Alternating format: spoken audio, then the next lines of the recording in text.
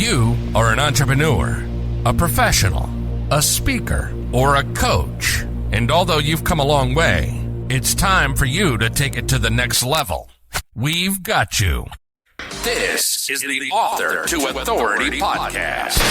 We'll help you use authority and influencer marketing to build your business stronger and faster by publishing a book. You'll hear from guests that are thought leaders in sales, marketing, networking, communication, social media, promotion, and business leadership.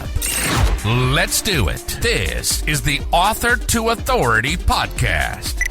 And now your host, the extraordinary word ninja, Kim Thompson-Pinder.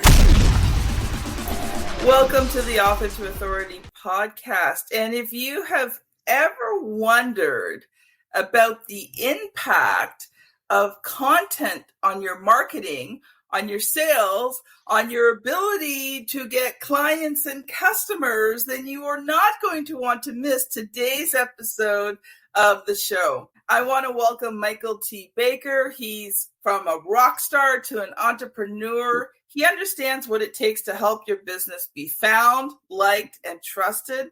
He's married with 2 children and travels the country full-time in a fifth wheel. Okay, that's an adventure in and of itself. He's the recent winner of the most innovative digital marketing agency, advertising firm of the year, and best social media marketing agency. Michael's firm Perception Content Media is helping businesses across the country grow their presence online. And he was born into a musical family. Spent the first 6 years on a tour bus.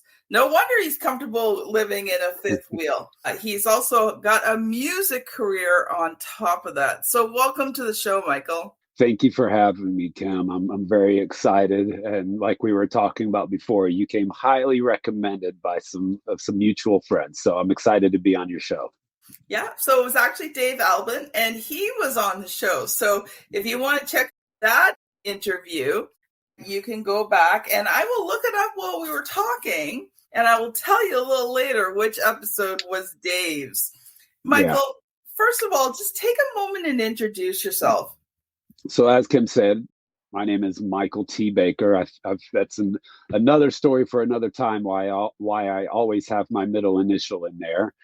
But it's a nice little indicator, separates me a little bit. But as she said, I spent most of my life as a musician, but then I worked for 2 tech companies out of Nashville in Ohio. And while working with those tech companies, running their business development, I also ran all of their marketing. And even though that wasn't really what I was responsible for. And when I left the second company, I decided that what I truly loved and what I truly liked to do was marketing. And so I decided to open up my own marketing firm a little over 2.5 years ago. And we've been doing very well. And it's been a learning experience as it is with any type of entrepreneur and person that starts their own business.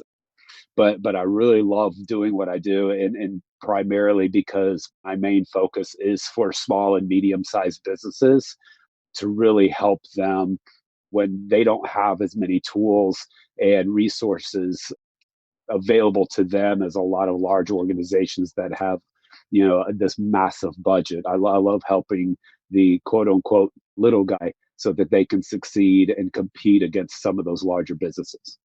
Wow, that's wonderful. I love the fact that you chose to focus on a group that doesn't necessarily always get a lot of attention. And, because when you think of small business, it's not like they've got money coming out, flowing all over the place, right? So, we try to think of target markets, but I really appreciate that about you, Michael. So a couple of questions about being an entrepreneur for you. What has been the hardest part of your entrepreneurial journey so far? The hardest part is the imposter syndrome. When you set off to be an entrepreneur and you're doing this, it's very easy to tell yourself that I'm going to fail. This is not going to work, and it's going to be unsuccessful. And there's those days where you feel empowered and you feel like you're going to take over the world and your business is going to be the next Amazon or whatever it may be. And then there's other days where you just want to curl up in a ball in a corner and have nobody talk to you because you're just like, what was I thinking? So the imposter syndrome, I think, is the hardest thing, because if you could get out of your own head and really, I think a key to that is surrounding yourself with the right people to encourage you, to mentor you, to teach you, and all those things, then you can make it. But I think that's the biggest hurdle is yourself. Yeah. It's funny you said that, because my book, Author to Authority, I have a whole chapter on networking and the different people that should be in your network. But one of the people I put is your comrades, right? Those people who are at the same level of business are you, who are experiencing the same thing. They're the people that you go to, when you're feeling the imposter syndrome, when you want to curl up in the corner, when you just want to give up, but if you tell your family that you're going to give up, they'll be like, yeah, it's okay to quit because it's too hard. And you go to your comrades and they go, seriously, bud? Like, they kick you in the behind and they say, come on, you got this. Keep moving forward. Don't quit. Don't give up. Yeah, this is a problem, but that's what you got us here for. Exactly. 100%. So, Michael, I know you've come prepared today to talk about, marketing and content. So I'm going to let you loose to share what you've prepared, and then we'll talk about it. Okay, sounds great. Yeah, you talked about it a little bit in the introduction, and what I wanted to really share with you and your audience today was what I've learned since even starting marketing myself. So when I started my firm, I was very much kind of a broad but narrow kind of thought process. In other words, if you needed a website, cool, I could build you a website. If you needed social media help, I could help you with that. But it was all very individualized. And then what I learned was that a lot of businesses, small, medium, and large, were missing the foundational elements that they needed to make sure that they could be found online so they could rank higher. And that's before we even start talking about SEO in the sense of pay-per-clicks or running ads or any strong keyword, that type of stuff. Before we even get into that, it's foundational things that need to be done for any business. And primary thing that I talk about a lot is you need to be able to be found, liked, and trusted online. And so you could have, I use the analogy, you could have the Lamborghini, the Bugatti of websites, but if nobody can find it, who cares? It's like having that type of a car, but never taking it out of the garage, right? And so one of the biggest things that I help businesses do is how to fix their listings across the internet. Because when somebody goes to Google and they say you can insert the business, but coffee shop, boutique store, restaurant, plumber, whatever it may be near me or in a certain city, Google has a split second to figure out what are the best possible results to rank the highest. And so in order to do that, you have to be able to be found not just on your Google business profile, because obviously Google is going to look at its own backyard first, right? But it's also going to go out in that split second. It's going to look at all of its buddies: Yahoo, Bing, Facebook, Instagram, LinkedIn, Twitter, Chamber, Brownbow. It's going to look at all of these sites. And if you're not listed 100% accurately, 100% the same across all of those sites, Google actually starts to bring you down in rankings. And so you have to get that fixed first. You have to make sure you're listed correctly across the internet. That will boost your rankings right out of the gate. The second thing is being, and it kind of goes together, liked and trusted, which is you have to get reviews from your customers, from your clients. You have to actively ask them to leave a review. Because once Google sees that you can be found and your information is accurate, it then looks to see if you have positive reviews.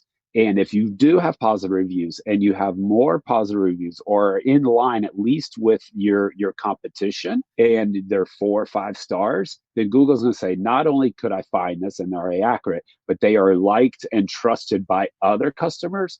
I'm going to suggest this business as a possible based on this search query. And so that's a lot of what I help businesses do, is fix that foundational level to help them become found, liked, and trusted online. And then once we do that, then we can start stepping forward and start talking about, okay, now what do we want to do about running targeted ads on either Google or Facebook or TikTok, Instagram, any of those things. But before you spend money on any of those things, take care of the basics, right? Put that before you build that second story on your home, make sure the foundation is built correctly first so that it can hold everything else that you're planning on doing. Wow. Does that make sense? I never really thought about it that way, but yeah, it makes total sense. If you don't have the right foundation, it doesn't matter what ads you throw at it, nothing's going to happen to it. So what would be some really practical action steps that, like, say you and I were talking, what would be some practical steps that I could take myself to help move that gauge a little bit more towards Google friendly? Yeah, absolutely. So obviously, first and foremost, if you do not have a Google business profile, obviously, in order to be found on Google, you got to have a Google business profile. So create your Google business profile and make sure whatever the information is that you're going to have on there, your address, your phone number, website, all of those things are exactly how you want them to be. And then from that Google business profile, however you enter that information, then go to your Facebook, go to your LinkedIn, go to all your social, go and find yourself. If you're not found on Bing, if you're not found on Yahoo, anything that's relevant to your business, right? So if you're a restaurant, you don't need to be found on Zillow, right? So you don't have to go out and fix it on Zillow. But if you're relevant to Yelp, if you're relevant to your chamber, if you're relevant to the Better Business Bureau, go create those accounts and make sure the information that you enter when you're creating your profile is 100% the same as you have it on your Google business profile. And then, so once you do that and you get all of that taken care of, now you can start moving towards that next step and requesting the reviews. Now, what if you're a really small business, sort of like, a consultant, a professional, say maybe a speaker or a thought leader? Obviously you can still do a Google My Business, but would some of that be different if you're not necessarily like a brick and mortar business, but say maybe a service-based, like not service like plumber, heater, whatever, but like a B2B service-based business? Yeah, and there's ways. You don't necessarily have to have a physical address in the sense of wanting, like, let's say you work out of your home as a consultant or a coach. You don't necessarily want people showing up at your front door. So a couple of the suggestions that I've had, because I do have clients like that, there are a couple of ways to fix that so that you could have something so that you can be verified on Google. The first thing is very easy. You can create, just get yourself a PO box, which is very, very affordable.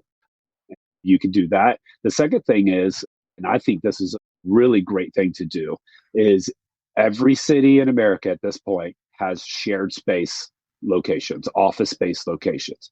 And a lot of those places they'll charge you as little as $25, $50 a month for that shared space location. And that is now a physical address. You can receive mail there. And even better, if you're a consultant coach and you want to have like a great working space that's other than your home, where you can kind of separate yourself from things that might be happening that's distracting. Or if you want to do podcasts and videos, you can set your own little office up with that shared space and be able to go and redo that. So that's another thing that I've been suggesting a lot. And a few of my clients have taken advantage of that advice and have done that. And it's just worked out great for them. I know here in Canada, and at least in Ontario, a lot of those office places too, even if you didn't rent like an office space, you could pay to use their address as your business address, and Yeah. they would collect mail for you there. Absolutely. You don't even, there's places out there, not all of them are this way. Some of them want you to, they're going to charge you for the office or the conference room type of thing. But there are a lot out there that will allow you to just use their address and collect mail for a small, like I said, 25, $50 a month. And that's extremely affordable for somebody who wants to have the appearance of having a physical location without having to have a physical location. Yeah. So what else, Michael? What other good stuff do you have for us? So other than that, those are the main things that my firm that we really help with is the listings management, the reviews and all of that, and helping customers do that. One of the other things that comes up a lot because of the age of social media these days is in regards to getting influencers and getting people, should you use influencers? Should I use an influencer? Should I do this for my business? And my answer to that is number one, evaluate your business. Ask, is your business something that you would need an influencer? And secondly, absolutely, 100%. But don't think of it in the sense of you have to go find some A-lister somewhere. An influencer is as small of a scale as whoever is very well connected within your own community, within your own city. If they're a good influencer there, it's somebody who's popular, like a news person, a sports figure, an announcer, any of those people, you invite them out, invite them to take part in your business, offer them a deal, obviously, to do that. And ask them, if I offer you a free meal to come to my restaurant, if I offer you, 50% off of any of the items you buy from me, would you be willing to do a review for me? And a lot of them, most of the time, will say yes, absolutely, because it helps their status as well, right? It helps them as well of them being an influencer. And so I would say absolutely, 100%. And you use that to your advantage. Just use your own community.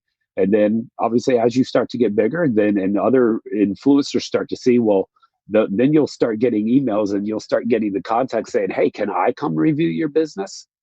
What can I get for that? Like, yeah, absolutely.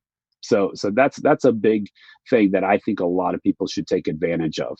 Find people who are willing to leave a review for your business as an influencer, to do a video, to do a reel, or anything like that. It's going to be really great because now you're capturing a whole nother audience that you never would have gotten on your own.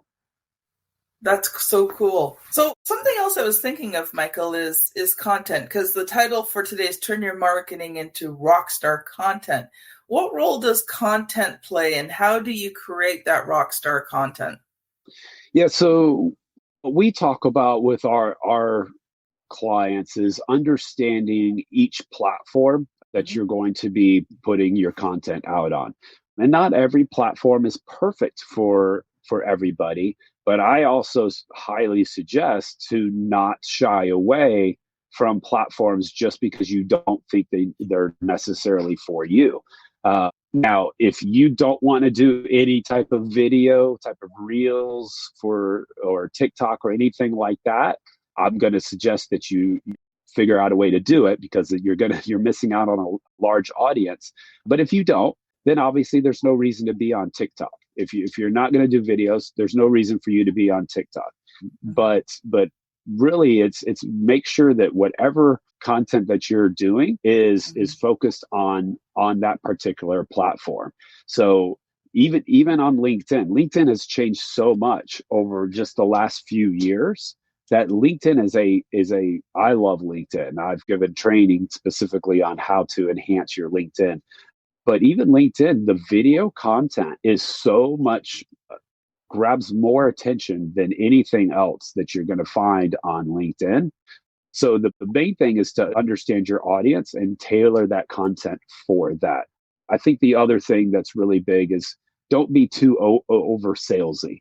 Offer tips, offer offer advice without asking for anything in return. Offer that advice as much as possible, because people are going to start latching onto that. And if they want your help, they'll reach out to you. They'll let you know. You don't have to tell somebody that you're trying to sell something. Everybody's trying to sell something. So that's my biggest thing. And I help people understand too how to create certain kind of content. It doesn't have to look like you're in a studio, but there are certain things that you want to do in order to make sure that your content sticks out more than somebody else. So if somebody is scrolling, even that split second, those first 2 seconds grabs their attention and makes them stop for a second and pause. And then hopefully you can grab them for at least 10, 15 seconds before they decide to swipe again and grab their attention and potentially turn them into a lead and a customer. That was great, Michael. Thank you so much. We're going to start to shut this down here, but Michael, if people have enjoyed today's conversation and they want to connect with you, what are the best ways to connect? Yeah, absolutely. And I do have an offer that I want to put out there for any of your followers, anybody who's watching you. So on my website, it's perceptioncontentmedia.com. You can reach out and press contact there. And anybody that contacts me there and within the message puts the extraordinary word ninja in that and lets me know that they found me through this podcast, what I'm going to do is I'm going to offer them a special deal. So if you want to see, any business owners out there want to see exactly how Google and consumers view their business online, I have what's called got a report that I can run. Now, this report, I typically charge $250 for it. It's worth thousands. And basically, it's very similar to, let's say your check engine light comes on your car, right? And you have to take it to a mechanic, and they're going to hook it up to a diagnostics machine, and they're going to tell you with that report exactly what you need to fix. And that's exactly what my report does. It'll be a report that gives you exactly what you need to fix for your business to correct your online presence. And anybody who does that and puts the extraordinary word ninja and requests that through my contact page on perceptioncontentmedia.com, I'm going to do that for only $20. So $250, typically what I charge. It's worth far more than that. But like I said, I tailor everything to small businesses and understand their budget limits. But for anybody that's watching you and your audience, I'm going to do it for only $20. They just need to contact me on there and I'll walk them through the process. Thank you, Michael. That's been great. Michael, I'd love to give you an opportunity for one final thought to leave the listener with. One final thought. Oh, I would just say this is just whether they are entrepreneurs, whether they are business owners themselves, or if they are just working for somebody else in life, is to never doubt yourself. Give yourself far more credit than what you probably are. Everybody, as they walk through life, are dealing with the same challenges. They're dealing with the same issues, same problems that you are. Trust yourself. Trust that you are working hard and that you can make it through any type of difficulties that you're dealing with. Thank you, Michael. That has been awesome. And if you were listening to the beginning of this episode, we talked about Dave Albin and how he has worked with Tony Robbins, and he is the head of Firewalking. So if you want to find out more about that, go to episode 404. And if you're on YouTube, it'll either be on this side or that side. Sure, yeah. Which side I have to point to. But you can click on the video right there and listen to Dave Albin talk about firewalking. So this has been Michael T. Baker and Kim Thompson-Pinder on the Author to Authority podcast. Thank you so much for listening, and we'll see you on the very next episode. Bye now. Thank you. You've been listening to the Author to Authority podcast. The extraordinary word ninja, Kim Thompson-Pinder, has helped over 200 entrepreneurs, professionals, speakers, and coaches write and publish their books that have become incredible marketing tools for their business. And many of those have gone on to become Amazon best-selling authors and have used their books to land high-level clients and get on big stages. We hope you've enjoyed the show. Make sure to like, rate, and review. And we'll be back soon. But in the meantime, hit the website at www.author2authoritypodcast.com. See you next time.